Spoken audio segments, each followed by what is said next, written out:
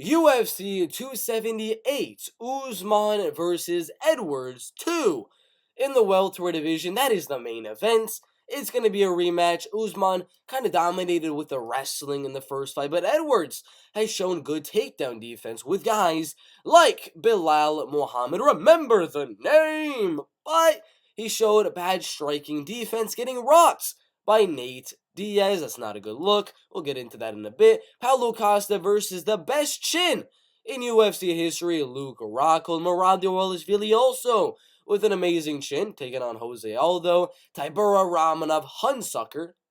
Why is he on the main card versus Tyson, Pedro?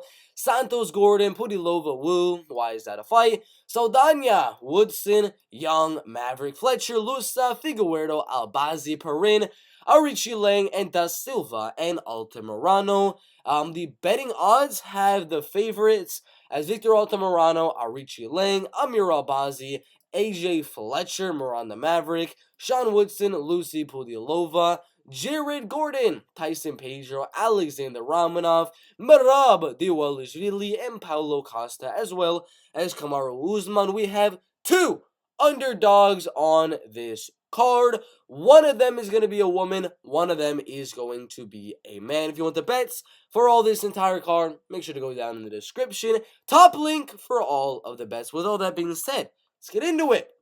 First fight in the UFC's flyweight division.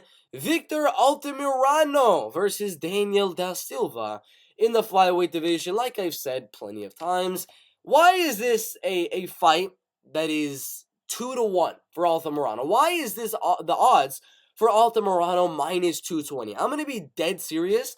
Should be a pick'em. This should really be a pick'em. Victor Altamirano is not really good anywhere. He's average pretty much everywhere you look at it. Striking, he's got some good volume, decent power, just nothing that really pops off the chart. Like, oh my gosh, Altamirano is really good here. He's not good at anything. He's average at pretty much everything. And going against a guy like Daniel Da Silva, who has advantages over Victor Altamirano, like he has the finishing ability advantage in round number 1, round number 2. He's got the power advantage. He has the jiu-jitsu advantage, I would say, as well, as he was actually able to get the back of Jeff Molina in round number 1 of their fight. He did go on to lose. He did get submitted by Francisco Figueiredo, but the man's submission ability is very underrated. He's very solid on the ground, has good submission skills and ground and pounds. I think there's a good shot Daniel Da Silva wins. I think this is a pick'em. I think if Altamirano goes out there and survives the early onslaught of Daniel Da Silva, he's going to win. He'll win. After that early onslaught from Daniel Da Silva, he'll start pouring on the volume, just landing much more shots, staying away from the big shots of Da Silva. Da Silva's going to be a little bit tired, and Altamirano is going to win the decision. I can totally see that happening. Definitely. But I'm going to be bold. I'm going to be courageous with the pick here. The easy pick is to go out there and say Victor Altamirano by decision. Again, I can totally see that happening. Definitely. He could go out there, out volume, and win a decision. But because of how close of a fight is, and I think it's a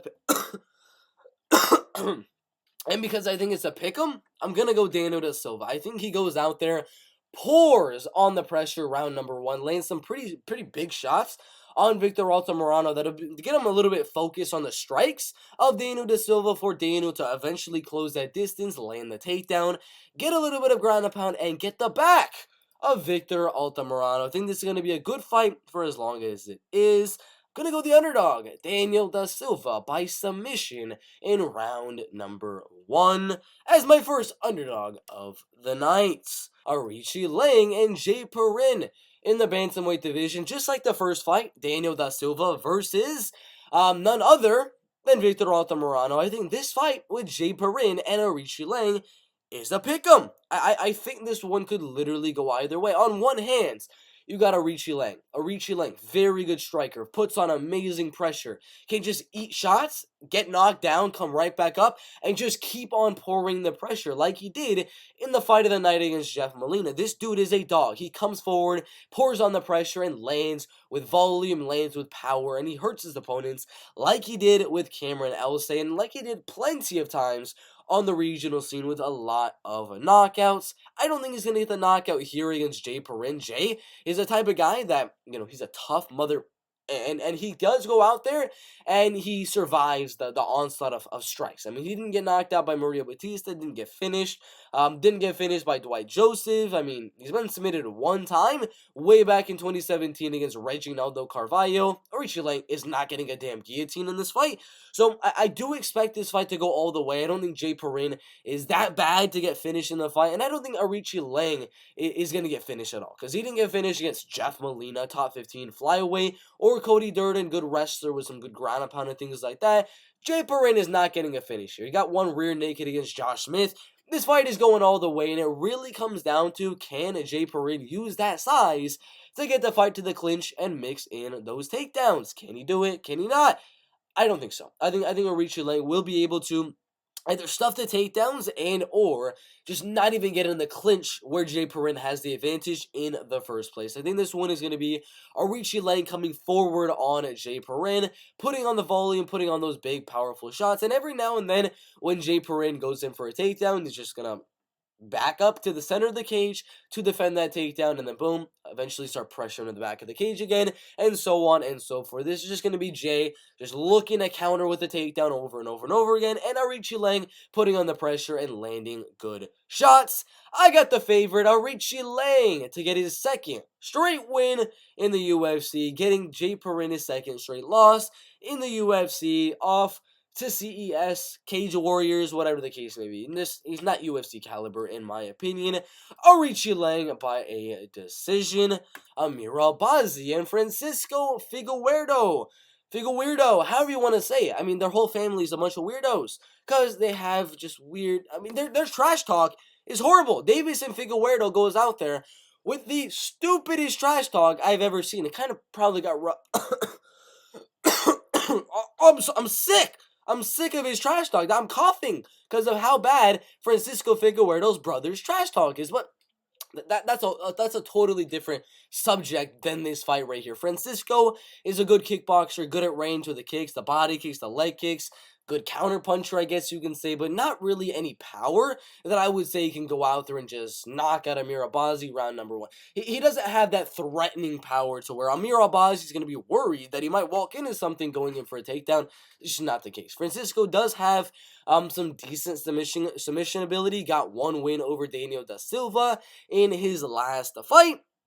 I think if they do the rematch, it'll probably go a different way. It was kind of one of those positional things where Francisco was like, oh shit, there's a knee bar. Boom! And if there's a rematch, he's not going to get that knee bar. But this fight right here is a different one. Amir Albazi, 3-0 in his last three with one loss against Jose Torres. But after that, key lock submission win, triangle against Malcolm Gordon, and then a unanimous decision on Zhalgas Zhumagulov. In this fight here with Figueiredo, the Make-A-Wish Foundation version of Davis and Figueiredo, I think he's going to go out there and he's going to get taken down easily throughout this fight. Malcolm Gordon was able to land some takedowns, and Figueiredo's gas tank really isn't that good either. I think Amir is going to strike with him for a little bit, just test how good his kickboxing and striking is. He's going to get sick of it. He's going to be like, all right, I just got jabbed in the face. My nose is hurting a little bit.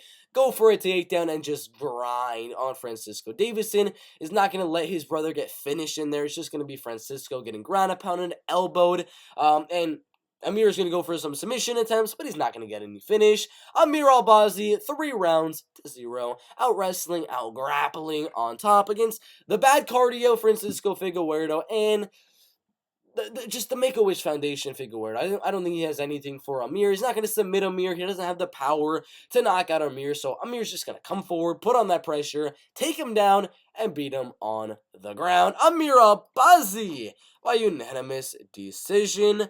AJ Fletcher and Ange Loosa in the welterweight division. Ange Loosa. Let's talk about him for a second. This dude's legit. This dude is very, very solid. But besides the fact that, you know, he's 2-3 in his last 5 fights, been against some decent fighters. One of them was a split decision that could have gone his way, depending on how you specifically judge that fight. The second one was against a rising prospect, future top 15 welterweight Jack Della Maddalena, and he was able to survive that onslaught. And then the last one was Munir Lazzez on short notice. Nothing bad about the losses here. Nothing bad about the wins either.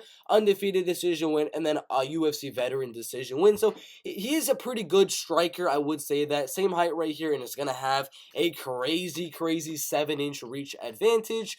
But so did Matt Semmelsberger. I'm going to be honest with you. Matt Semmelsberger is pretty much Ange Loosa, however you say it, in terms of that reach. Had a 75-inch reach, which is actually longer. But AJ Fletcher was still able to land some good shots on the feet and mix in the takedown and close that distance, which is exactly what he's going to do in this fight right here. Ange Loosa it does not strike me as a guy that's going to go out there, defend every single takedown of AJ Fletcher, and he doesn't have that power to really worry AJ Fletcher. Matt Semmelsberger has some good power to be able to go out there and possibly knock out AJ Fletcher, so it made AJ a little bit more tentative to go in there for the takedowns, to go in there and land his own combinations. In this fight with Ange Loosa, Ange is not that guy. He's not that guy, pal. I mean, he's not that guy to go out there and threaten to knock out AJ Fletcher. AJ's going to be like, all right, he just hit me with a jab. I didn't really feel anything, so I'm going to keep on pouring the pressure. I'm going to throw that left hook. I'm going to throw some flying knees, some right hooks, some big overhand rights. Look to land some really big shots in the feet, and as he's worrying about getting clipped in the head with the left hooks, the right hooks, the uppercuts, the overhands, boom, double leg takedown, slam, get into that half guard position, ground and pound, ground and pound, ground and pound. Don't think he gets the finish. Loosa's very good at surviving a lot of his fights. I think AJ Fletcher pours on the pressure against the powerless Ange Loosa. I'm going to look like such an idiot if Ange Loosa goes out there and knocks out AJ Fletcher, but I don't see it happening. I don't see it happening. AJ Fletcher by a unanimous decision. Miranda, Maverick, and Shanna Young in my flyweight division. I don't know why I said my flyweight division, but this should be very self-explanatory. Shanna Young got one win over Gina Mazzani, a girl with literally the worst cardio in this whole entire division. Before that, she lost to Stephanie Egger, got taken down, and ground and pounded it and got the TKO loss in 2 minutes, 22 seconds. Up round number 2, a lot of 2s there. But if you look a little bit before that, yeah, right here, Miranda Maverick took her down in the Invicta FC Phoenix Series 2 in literally a half of a round. Got her back, rear nakeded her. Sarah Alpar, one of the worst UFC fighters ever, was able to win against Shanna Young. She literally got a win over Shanna Young right there, a split decision on Jocelyn Edwards, then got knocked out by Jessica Rose Clark and dominated by Erin Blanchfield. She got knocked out by Jessica Rose Clark. That's sad. Jessica's takedown defense is garbage. And she wasn't able to take her down. And she got knocked out because of it. But she was able to take down Shanna Young. If Jessica Rose Clark is defending takedowns against Sarah Alpar, and Shanna Young is not, and she's fighting Miranda Maverick, who is so far superior in terms of wrestling and grappling, she's gonna do exactly what she did last fight. Exactly what she did last fight. Anyone remember? Anyone remember the Sabina Mazo fight? I mean, that's exactly what's going to happen here. She got a win over Macy Barber. That was a good win. I don't know why it's like that. I think Miranda can outstrike her as well. Shanna Young's not that good of a striker. I feel Miranda can just land the harder shots on the feet and win a decision that way. But she has that path to victory in her back pocket if she wants it. To take Shanna Young down, ground and pound her, Shanna's going to give her back like she always does, or get ground and pounded. She's going to get rear naked or gonna get ground and pounded and TKO'd in round number 1, round number 2. It's going to be just like the first fight. Miranda Maverick by, let's go TKO. I feel like she wants a good TKO win here. Last fight, she got a submission on Sabina Mazo. I think she's going to be looking to have that submission set up and just freaking side of the head, and get that TKO win. Miranda Maverick! Second round TKO. Sean Woodson and Luis Saldaña in the featherweight division. I'm going to be honest with you. It's a perfect fight for Sean Woodson. Now, is there that possibility that Luis Saldaña can pull out something crazy like that front kick that he got on Vince Murdoch? Yeah, it's possible. Could he maybe get the back of Sean Woodson and get a submission? It's possible, I guess. But the most likely scenario here for a guy in Luis Saldaña that barely outstruck Jordan Griffin, barely outstruck Bruno Silva, and then lost to Austin Lingo right there, Sean Woodson's a better striker than all of them. Souza, Austin Lingo, Jordan Griffin, this Murdoch, everyone. Sean Woodson is way better than all of those opponents on the feet. Not to mention, the man is 3 inches taller and is going to have a half-foot reach advantage. Luis Saldaña is a pressure fighter. He likes to come forward, put in that left hook, right hook, front kicks, body kicks, just keep on coming forward, look to land some good volume, and just pressure you throughout the fight. How's that gonna go when you're pressuring a guy with this much of a height and reach advantage, with similar power to yours, with similar volume to yours? He's gonna land more volume because you're gonna walk right into jabs, right into 1-2s, right into leg kicks and body kicks, and you're gonna lose the decision. I don't think you're gonna get knocked out. I think you're probably gonna lose another decision. You're gonna be 2-2 inside the UFC. 2 decision wins, 2 decision losses. Sean hasn't been really getting too many finishes against high-level guys recently. Decision over Kyle Bochniak, decision over Youssef Zalal, and then a knockout on Colin England. Not the best guy right there. He did knock out Terrence McKinney, which I do like, but again, they rematched. McKinney's going to destroy him. But you guys know what it's going to be. Sean Woodson's going to stay at range, keep on moving, use his very unique style to stay at range of Luis. Luis going to walk into a lot of punches throughout this 3 rounds. Woodson! By unanimous decision. Lucie Pudilova and Yanan Wu in the women's bantamweight division. The 2 girls, I think, are at the bottom and the biggest low-level MMA fighters in the women's bantamweight division. Lucie Pudilova, who lost to Talita Bernardo on the regional scene by unanimous decision. Are you kidding me? Yanan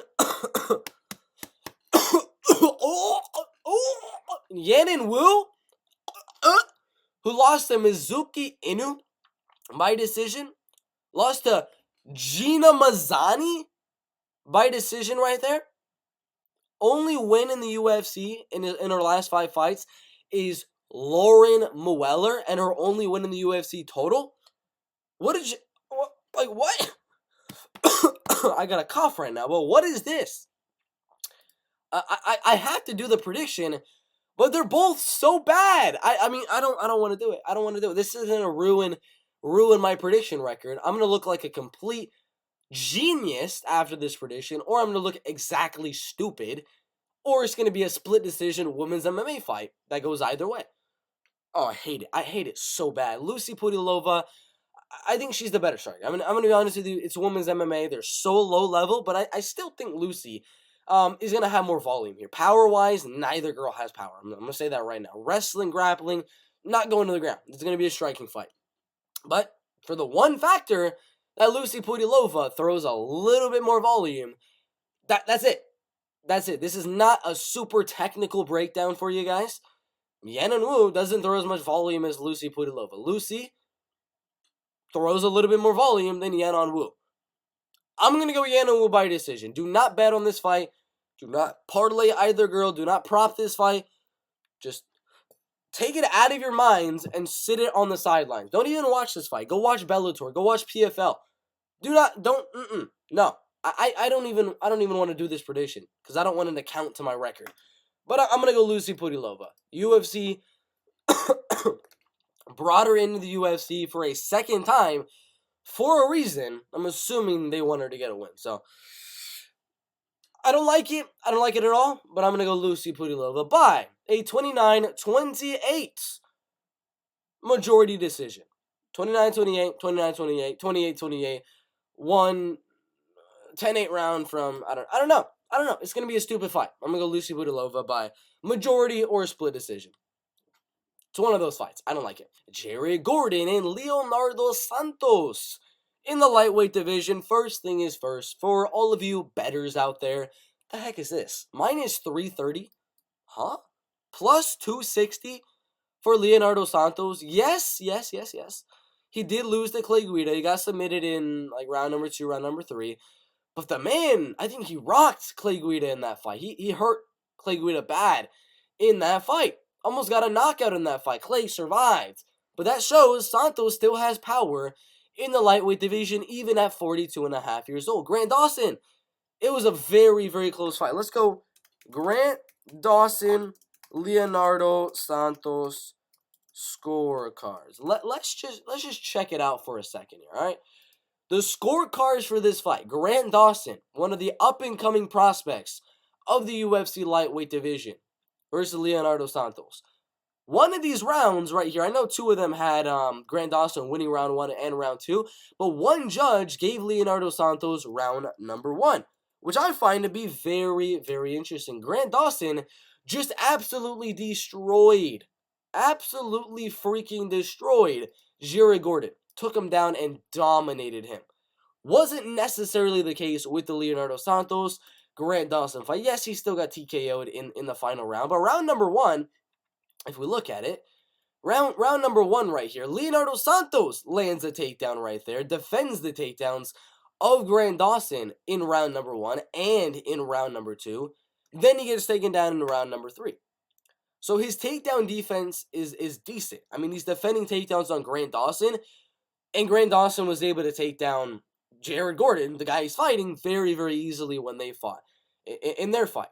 But right here, Leonardo Santos in the clinch was doing very, very solid, landing 28 strikes over 14 strikes right there, mainly in that sort of clinch situation. And he was able to land a good amount of strikes right there. Did very, very solid. But Leonardo Santos is not going to win this fight on the feet. I mean, I'm showing you all of this stuff right there, that he's landing more strikes than Grant Dawson in round number 1. He's defending the takedowns. He's landing a takedown on Grant Dawson even. He's keeping it really even with Grant Dawson, not getting dominated on the ground. I mean, that makes it a whole lot more interesting for me, is that Leonardo Santos was having a pretty good fight against Grant Dawson. Defending the takedowns for the most part until round number 3. Was landing takedowns on Grant Dawson. Couldn't really keep him there, but he was landing them. And if Grant Dawson's able to land takedowns on Jared Gordon and get a submission, what do you think Leonardo Santos could be able to do in this fight? The dude's got good jiu-jitsu. He's got a possibility of doing the Aljamain Sterling, get in the back and looking for that rear naked choke submission like he got on Anthony Rocco Martin. Now, that is not going to be my pick. I'm gonna say it right now. Leonardo Santos is not going to be my pick. I'm just pointing out the betting odds are a little bit horrendous right there. Because Leonardo is pretty good in the clinch. He's okay in the clinch. He's got good volume on the feet. He was able to keep it very even with Grant Dawson in their fight in round number 1. He's got good takedown defense and pretty good takedown offense as well. I think he's got a very legit chance of winning this fight. Jared Gordon's got a good, solid takedown defense, but 54% does not seem like it's the best takedown defense. The reason why I'm going to say that's a pretty decent takedown defense is because the guys he's getting taken down by are guys like Joe Solecki, who was able to go out there. Yes, he was able to take him down and dominate round 1 a little bit there, but after round 1, he's good. He defends the takedowns, round 2 and round 3. So I think this one is going to be kind of like the Joe Solecki one, where Leonardo Santos is going to do exactly what he did against Grant Dawson, where he actually landed a takedown on Grant Dawson in round number 1. Didn't really control it too much there, but I think he lands a takedown on Jared Gordon in round number 1. Everyone that parlayed Jared Gordon is going to get a little bit scared at that point, because you're like, oh my god, Leonardo Santos just took him down. Jared Gordon's coming off a submission loss in his last fight. What if Leonardo Santos gets the submission? But he'll survive. Round number 1 will be Leonardo Santos. And then Leonardo's going to get a little sweaty. His gas tank's going to go out a little bit like he did against Clay Guida. And Jared is just going to out-volume. He's going to outpoint him on the feet. Not going to knock him out. He's just going to pressure forward on Leonardo Santos, land some good leg kicks, some body kicks, move his head a little bit side to side, and just land more volume on Leonardo Santos. This is not a confident pick, not one I'm out here like, oh my god, Jared is totally going to win the fight. Like I said, this should be a lot closer than 3-1. For the reasons that I've stated. Leonardo has good takedown offense, took down Grant Dawson, who dominated Jared Gordon on the ground. I know MMA math doesn't always work like that, but that is very, very interesting to look at. So round number 1, I think he does what he did with Grant and gets that takedown, gets a little bit of control time, and gets a little bit of ground and pound, lands a few more shots on the ground and in the clinch. All right, good round from Santos. But round 2, round 3, no more clinching, no more takedowns, no more wrestling, no more grappling.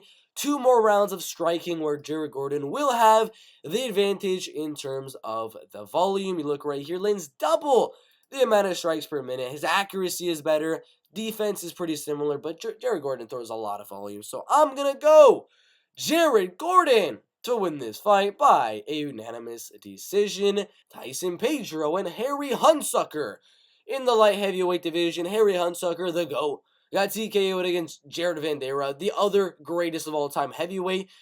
Got destroyed by Tai Tuivasa. I don't know how he got a fight with Tai Tuivasa, but it was on short notice. And then he got head kicked by Justin Tafa. He got one win over Corey Moon with a knockout win. Solid. Okay. All right. Nice. 45-second win right there. Got a Kimura over a 9-15 opponent. Got an Americana on a 15-18 opponent. Rear naked on a 2-6 opponent. Knockout on a 50-50 fighter, 1-1, Billy Swanson. Knocked out a 0-1 guy, and then he submitted a 1-10 guy. Got knocked out by Dontel Mays and knocked out by William Vincent right there. I mean, what do you want me to say? Harry Hunsucker is not that... I mean, sorry. He's the GOAT! Harry Hunsucker is one of the greatest of all time. No, come on, guys. Come on, guys. Hunsucker, dude. Every guy he's winning has a... I'm not even lying. Every guy he's beaten has a 50-50 record or less. They either have one of the worst records I've ever seen or like 1-1, 4-4, whatever the case may be. Now, Tyson Pedro's isn't that much better as of recent, beating an 18-14 Ike Villanueva, but he's still Kimura Saperdveg Safarov right there. That was a very, very solid win. Good rushing, good wrestling, good grappling. I mean, he elbow knocked out Paul Craig to give him his first loss. He submitted Khalil Roundtree. He submitted Stephen Warby right there, 8-1 guy on the Australian scene. Very solid opponent over there. And then, yeah, he did lose to Alir Latifi, but he lost by decision. And that was a former top 15. Ovi St. Preux got an arm lock. Former title challenger and a former champion, Mauricio Shogun Hua. Now, these are all much better opponents than Harry Hunsucker. The only way Harry wins this fight is if somehow he lands a takedown. That's it. Somehow he goes out there, lands a takedown, gets on top of Tyson Pedro, and is able to get some sort of ground and pound going, get a submission. But we all know Pedro's submission defense is pretty decent. His submission offense is definitely pretty decent. Submitting Khalil Roundtree, submitting Saperdveg Safarov, and things like that. But on the feet is where he's really going to shine. I don't even think Tyson needs to worry about wrestling and grappling. He can go back to that if he's losing the fight on the feet somehow. But on the feet, the man's leg kicks are devastating, as we saw in the last fight with Ike Villanueva. He's got good power. He's got good movement. Very tall, very lengthy. 1 inch taller, and he's going to have a 4-inch reach advantage. Yeah, he's going to destroy him on the feet. He can destroy him on the ground. He can really beat him anywhere he wants. Not to mention, Harry is going to be doing one of the biggest weight cuts of his entire career, going from 289 pounds all the way to 205 pounds. That's a 34-pound cut. For a fatty, so it's a little bit easier. You just got to reduce caloric intake to get down a little bit. But that is one other factor you got to consider. So I think the chin is going to be a little bit worse for Harry. He's not going to be as big. His neck's not going to be as big to hold the power of Tyson Pedro. Not to mention he's been knocked out in like every single loss. So I think Tyson Pedro, he's going to knock him out pretty good here. He's going to get his back to the cage. Jab, jab, jab. 1-2, 1-2. And then boom. Right hook right down the middle, right on the chin, boom, cracks. A little bit of ground and pound. That's all she wrote. Tyson Pedro, round 1. TKO in the light heavyweight division. Marcin Tybura and Alexandr Romanov in the heavyweight division. I'm going to be dead honest with you. Should be a lot closer. Betting odds should be a lot closer. Number 1, Marcin Tybura is about 10, 12, 13, 14 pounds heavier than Alexandr Romanov. That's my guess. On fight night, he's going to be a lot heavier than Alexandr Romanov. Does that help him? Maybe. Maybe a lot of it's fat, sure. But he is going to be taller. He is going to be lengthier. And I would actually say Marcin Tybura could have the striking advantage here. Not by much. I mean, neither guy is really a prolific striker in the heavyweight division, but there is that chance Tybura could go out there and just box with Alexandr Romanov, get out of the clinch situations, not even stay there. And just strike with Romanov for 3 rounds and get a very close 29-28 decision. Possible. That's why I think the odds should be a little bit closer. But there is that other path to victory for Alexandr Romanov and just kind of throwing some big shots in the feet. Boom. Using that head movement to get inside on Marcin Tybura. Boom. Underhooks. Boom. Double leg. Drop him down. Get on top. Get that half guard, ground and pound, ground and pound, ground and pound. Look for an arm triangle choke submission. Look for an Americana like you got Jay Sherman in. Or look for another forearm choke like you got on Marcos Rogerio de Lima. But my pick here for Marcin, Tybura,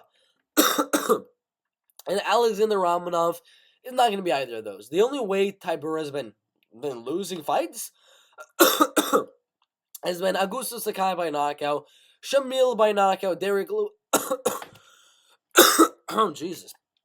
Derek Lewis by knockout, and then Stefan Puetz by knockout right there. The man has never been submitted in his UFC career, so if Romanov's going to win, it's going to be a TKO win with a lot of ground and pound, just completely compounding in round number 2 and round number 3, or it's going to be a decision, and I'm going to actually go decision right here. A lot of people going Romanov TKO, a lot of people going submission, more people actually picking submission, but I think KO is a little bit more likely than the submission, but I'm going to go the least likely on these Tapology predictions right here in the decision. I think Romanov is going to win 2-1 for Marcin Tybura. I think round 1, Marcin Tybura will be able to, round 3, Round 3, Marcin Tybura will be able to defend the takedowns against a little bit of a tired Alexandr Romanov and just outstrike him in that round number 3. But round number 1, round number 2, Romanov will be able to close that distance, get those underhooks, get the trip takedown, maybe the underhooks, and then look for a double leg takedown, whatever the case may be, in round number 1 and round number 2. Ground and pound a little and win those 2 rounds. Tybura is going to make a little comeback, and he's going to pour on the pressure to look and land some volume and hopefully get a knockout and get a good comeback victory. But round number 1, round number 2, Romanov, round number 3, to Marcin Tybura. That's why it's a close fight, is really, will Romanov be able to land the takedowns in round 2, in round 3? Because we know his cardio is a little bit iffy, you know what I'm saying? So odds should be a lot closer, but I'm still going to go Alexandr Romanov to win this fight by a 29-28 decision. Jose Aldo and Merab Dvalishvili in the bantamweight division. I'm going to say it right now. Merab Dvalishvili is the best wrestler in the UFC's bantamweight division. Jose Aldo is one of the best strikers in this division as well. Was able to go out there, outstrike Marlon Moraes. He did. He won that fight. Outstrike Marlon Chito Vera, who is a very legit guy right there in the UFC's bantamweight division. Just knocked out Dominic Cruz. He was able to outstrike Pedro Munoz easily in that fight, and easily outstrike and even out-wrestle Rob Font in their fight as well. So this fight with Merab Dvalishvili, I feel, is going to be very interesting. Because on one hand, you got Merab Dvalishvili, a guy with really good wrestling, very good takedowns, is going to be a lot smaller than a lot of his opponents, is going to not have as much of a reach as a lot of his opponents, but is always able to close that distance, clinch up, and just look to wear on your opponent and take them down. Now, I'm going to say it right now. If this was 5 rounds, I'm all on Merab. I'm all on Merab. Merab's probably going to win round 3, round 4, round 5, and win a decision or TKO Jose Aldo in the fight. 5 rounds, I'm on the Merab Dvalishvili train all day. But this is 3 rounds, and Jose Aldo's takedown defense in 3-round fights has been pretty solid in my opinion. And I do think round number 1, round number 2, he will be able to defend the takedowns of Merab Dvalishvili, and it's going to look sort of like the Marlon Moraes fight. If Merab is getting rocked that badly by Marlon Moraes, imagine what Jose Aldo is going to be able to do in this fight, rocking Merab Dvalishvili on the feet. So even if Merab is able to land these takedowns in the fight, is he going to be able to do enough damage in terms of ground and pound and elbows and punches on the ground to really make up for the big shots that Jose Aldo is going to be landing on the feet? Round 3, yes, I will say round 3 Merab will be able to do so, but in round number 1, round number 2, I think the power and the volume and the bigger shots that Jose Aldo is going to be landing in round number 1 and round number 2 is going to sway the judges to give him the fight. Because even if Merab lands a takedown in the last 2 minutes of every single round here, the judges are not focused on your takedowns. They're not focused on your control time or anything like that. They're focused on what you can do with that takedown in terms of ground and pound. And is that ground and pound more damaging than Jose Aldo's strikes on the feet that are going to be rocking Merab Dvalishvili, in my opinion. I think Merab is not going to be landing the harder shots. I don't think he's going to land as much shots on the feet at all. Jose is going to destroy him on the feet, and every time Merab gets hurt, he's going to clinch and look for the takedown. And when he does get hurt, hurting someone on the feet, in my opinion, is going to be worth more than Merab getting a takedown, landing little tap-tap shots on the feet for a minute and a half. So I am going to go Jose Aldo to win round 1 and to win round 2. But to win round 3 will be Merab Dvalishvili, because at that point, Merab's cardio is just going to go crazy at that point. And Jose's power isn't, I mean, his power is still good later on as the fight goes, but Merab will be able to will be able to close that distance a lot easier, find that range to close the distance and land the takedown. And I think round number 3 is going to get close to a finish, and just ground and pound, kind of like Piotr Yan did in their fight right there, where Piotr was actually able to TKO Jose Aldo, but I don't see that happening here. Merab is going to win. The cough's back. Merab Dvalishvili is going to win round 3, in my opinion, but round number 1, round number 2, due to the significant strikes on the feet, the more effective and significant strikes on the feet for Jose Aldo, I think that will give him the rounds in round 1 and in round 2. But again, you know, I'm not going to be surprised if Merab goes out there and just dumps Jose Aldo with the double leg and just stays on top. Control time, ground and pound for 3 straight rounds and wins the decision. I will not be surprised in the slightest, but the I definitely have something. But the pick is going to be the underdog, Jose Aldo, to win this fight by a 29-28, very close, unanimous decision. Paulo Costa and Luke Rockhold in the middleweight division. Another fight, I'm gonna have to say, guys, should be a lot closer on the betting odds. I'm going to go Paulo Costa. I think this is a pretty easy pick to make in terms of the chin of Luke Rockhold, the power of Paulo Costa. But there is that side of me. There is that voice in my head saying, Bert, Luke Rockhold has really good body kicks, has good leg kicks, good high kicks and things like that. And he's going to have the wrestling and grappling advantage over Paulo Costa. The voice in my head is saying, what did Paulo Costa do in their 5-round main event? Or sorry, what did Marvin Vettori do against Paulo Costa in their 5-round main event? Was able to keep range, land 1-2s at range on Paulo Costa, and hit him with a devastating amount of body shots, which were the most effective strikes, in my opinion, for Marvin Vettori. So Luke, in my opinion, is going to look good. He's going to look good, very, very good early on in the fight. Like, Luke is going to go out there, land some good kicks, some good body shots, go in and out very, very well. It's going to kind of look like Dominic Cruz against Marlon Chito Vera, going in and out very, very, very well. It's going to be looking, oh my God, really fast, really good movement. He's landing way more volume than Paulo Costa. All right, we're going to get the new and improved Luke Rockhold. He's about to win a good decision on Paulo Costa, but just like the Dominic Cruz fight with Marlon Chito Vera, it's going to come to an end. The veteran, the older fighter versus the newer fighters, literally Dominic Cruz, Luke Rockhold, and then Paulo Costa as Marlon Chito Vera. Luke's going to look very good early on. For the first 2 minutes, 3 minutes, wow, the odds are gonna go very, very close. Paulo's going to be like a minus 130 favorite or something like that, and then boom.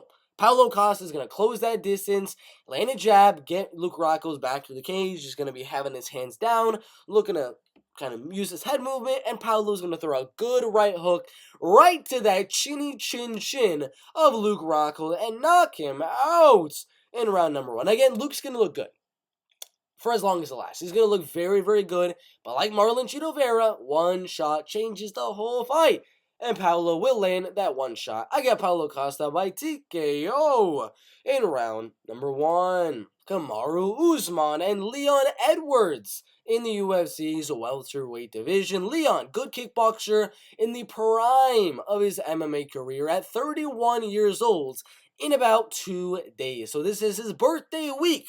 Can he win and beat the best pound-for-pound fighter inside of the UFC on the birthday week? Maybe, maybe not. He is taller, but he does not have that reach. The Kamaru Usman reach is absolutely insane because he's 6 foot tall with one of the longest reaches in the welterweight division, but He is coming off some good wins. He beat Colby about 8 months ago by unanimous decision. Jorge with a knockout. Gilbert Burns with a knockout. Jorge Masvidal with the decision. And then Colby Covington with a knockout. So 3 out of his last 5 fights were KO TKO wins. One of them, Jorge Masvidal, he wasn't really going for the knockout in the fight. It was really just clinching and control time and wrestling and grappling. Colby Covington, Colby is a dog. He was able to survive and learn from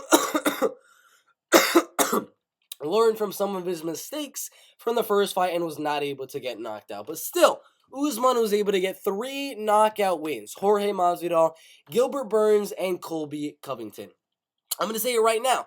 All of those guys I just mentioned, I would say have better chins than Leon Edwards. Leon went out there and got rocked by Nate Diaz. I'm going to be deadly serious with you guys. Donald Cerrone, Gunnar Nelson, all of these guys right here weren't really able to land that powerful shot to really even have the chance to rock Leon Edwards. But the one good shot, right down the middle from Nate Diaz, was able to rock Leon Edwards in their fight. Now, I'm like many, was going to go just for the simple Kamaru Usman by unanimous decision prop. I was like, all right, I'm going to put $100 on that, $200 on that for sure. It's going to be a good bet. Leon Usman went to a decision the last time. Usman's coming off a decision win. Edwards is coming off a few decision wins. All right, this fight's going to go to a decision. But then I thought, Kamaru Usman has more power than Nate Diaz. Nate Diaz was able to rock him in round number 5. Usman rocked Gilbert Burns with a damn jab. Khamzat Chimaev wasn't able to even rock Gilbert Burns. Usman knocked him out with a damn jab. Was able to land a big right on Jorge Masvidal. If he lands that on Leon Edwards, he's going to sleep. So originally I was like, my first original thought was Leon could go out there, defend the takedowns, and kickbox Usman for 5 rounds and win a decision. Very possible. My second thought was Kamaru Usman to go out there, just box with Leon Edwards, just not really throw too much power, so he doesn't really get counter with the kicks from Leon Edwards and things like that, and then maybe he mixes in the clinches, the foot stomps and things like that, and wins the decision. But my new thought is none of that. My new thought is Usman's going to go out there, come forward on Leon, go on the front foot. Leon's going to look to counter. He's going to do very well, land some good leg kicks, some good body kicks, some front kicks, some jabs, some 1-2s and things like that. Leon's going to land a little bit more volume in round number 1. But in round number 2, Usman is going to find that range. He's going to find the timing to where he can get in there with that jab, with that very, very powerful jab, and boom, right straight down the middle. It's going to rock Leon. Leon's going to get knocked down. Usman's going to get right on top of him.